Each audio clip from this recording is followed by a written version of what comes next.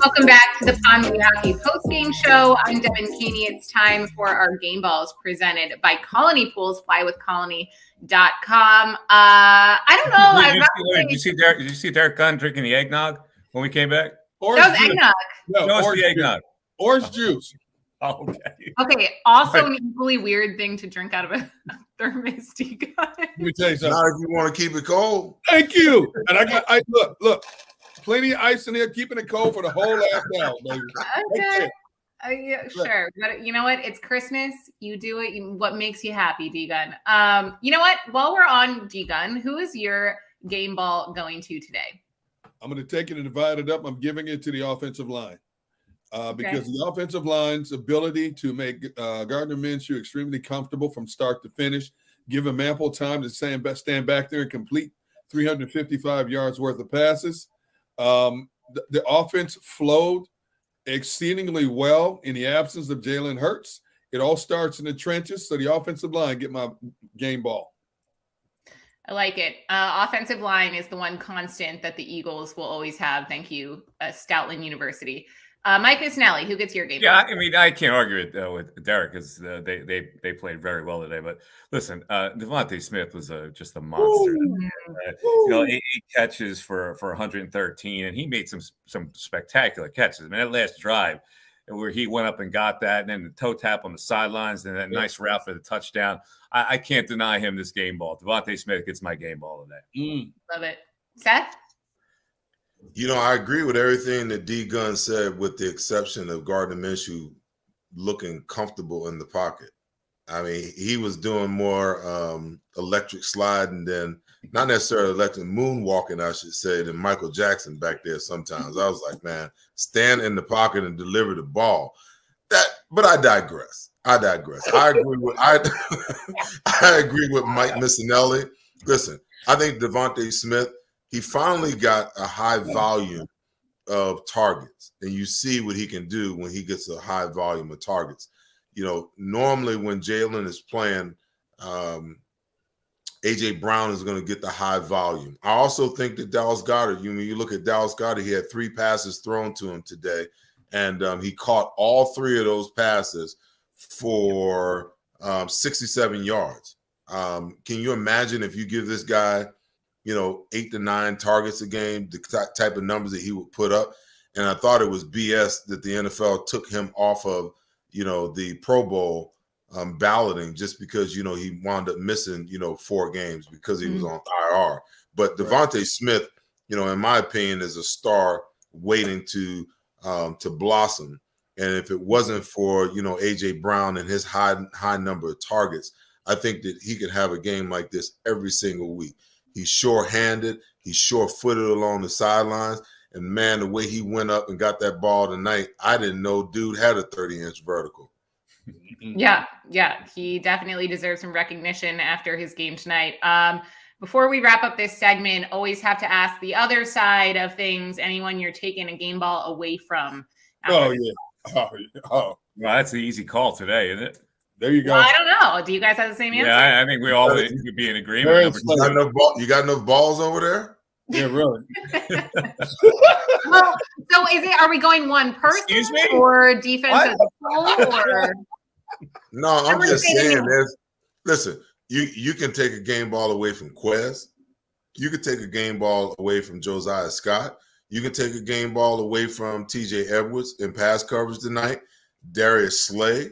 Slay's the obvious. Slay is the name that I thought we were going to hear. Yeah, I agree with everyone said. And I would actually take a half of game ball away from Jordan Mailata. I'm still ticked off at him for not finishing plays. I mean, it happened a number of times today, and it just blows my mind. It really pisses me off when I see him. Oh, I pushed him down inside. The quarterback got out of the pocket. Now the play is over. No, it ain't. Just go lay on him. Go lay on him because he's an effort guy. He's going to get up off the ground and go and make something happen. Take that guy out of the play. Put all 360 pounds on him when he's got one hand on the ground and finish it. Yeah. He's had a few moments in recent weeks where he's looked a little off, and it's kind of concerning me. But he still gets D-Gun's game ball. Before we wrap up, D-Gun, Mike, were you guys going to say anyone else that Seth missed? No, this is Darius Slay. What Seth said was completely true. I think TJ Edwards was not great in coverage today. But Darius Slay was confused today, which was, that can't happen. I mean, he's the guy that you really count on to settle that whole thing down back there. He and Bradbury, and he didn't play well today. And he has been leaking. So it's a concern right now. Yeah. My biggest takeaway from that 30-yard, 3rd and 30 was when they showed the replay, you see Slay, he's supposed to have outside containment, and his eyes are still in the backfield once TJ Hill gets past him. And then once he's 3 or 4 yards past him, then he decides to turn and run. Now, did the safety come over too late? Who knows in terms of that? I don't know exactly what the call is. But Slay's got to take that man in a situation like that. That's his man. Why are your eyes still in the backfield when the dude's running past you? Because freak plays happen all the time. And sure enough, the one pass this guy gets, it's the first time he plays for the Dallas Cowboys since they signed him 10 days ago. The one play he makes is a defining moment of this game, and it never should have happened if Slay had been technically sound on that play. Yeah. And that play, I felt, really sealed the game in a way. Like, it kind of deflated the Eagles. It deflated me while I was watching. It was just like, all right, well, that's probably game. Well, you know what it is? It's a technical thing, and again, I will always go back to, the theory that what you see on the field is either being coached or it's being tolerated. It's just a fact. Guys, bad eyes will get you beat in this game more than the lack of ability, especially on the defensive side of the ball, because the offensive guys know where they're going. They know the snap count. They know what the play is, so on and so forth. They know how to adjust. But if I got a guy man to man, my eyes are on nothing but him. I don't care what the quarterback's doing. The quarterback's not my responsibility. If he gets outside, that's the defensive line's job to keep him contained and keep him in the pocket. Now, do I have to react? Yes, I can react, but my guy is my guy. So my eyes are going to be on him until I hear whistles, and if I don't hear whistles, my eyes are going to continuously be on him because he can be scrambling in that situation and my guy could free up, and come back and get a ball. But to me, a lot of it is it's the little things. It's the little small details. If you're in man coverage, that's your guy. If you're in zone coverage, you always play from deep to short. He got caught up today playing short to deep, cost him a touchdown. There's always these little things when you don't, and for me, it's a preparation thing, and when we talk about the complacency of being 13-1 and winning as many games as you won, sometimes, there's this, it's human nature to kind of like let some small things, the little small details that you stay on all the time kind of slip, and if you don't work on your technique all the time, from time to time, kind of refresh them, these are the kind of situations that you find yourself in. Mm-hmm. You know what? We've been screaming all season long about the Eagles DBs playing too soft on receivers. Mm-hmm. How in Jonathan Gannon's MO is keep everything in front of you. How do you lose sight of this in a 3rd and 30 situation? Yeah. If you give up 15, 20, 25 yards, so be it. But you can't give up 53 yards on a 3rd and 30 when your guys have been playing soft coverage all year. No, he also got nabbed for an illegal contact penalty on T.Y. Hilton early in the game. Yeah, which Dallas scored off of that drive when it was a 3rd down, I think, and illegal contact game the 1st down. We've been complaining about soft coverage, but then think back to when they played the Vikings way early in the season, and Darius Slay completely shut down the best receiver in the league, arguably, in Justin Jefferson. So I want to know where that Darius Slay, and yes, I'm calling him Darius Slay, not Slay now, because I want him to step it up and become the Slay that we saw earlier in the season. I want him to come back in time for the postseason. Yeah, Devin, I think sometimes what winds up happening is, I played on teams that have been strictly zone teams, and I didn't enjoy playing in those systems. I played on teams that have been primarily man teams. It puts a lot of stress on you, but you know what it does? It makes you be on your P's and Q's at all times, because you know that if your guy beats you in a certain situation, that it's all on you and it's out there for everyone to see. And I played on teams that, have had a good mix and a good combination of both at the right time in the right situation. I believe that, the passivity that you've seen from this defense, throughout the year kind of puts the players in this mode sometimes. There was a stretch early in the season where Darius Slay was just, he was untouchable. You couldn't even go his way. You might as well try to find somewhere else to go.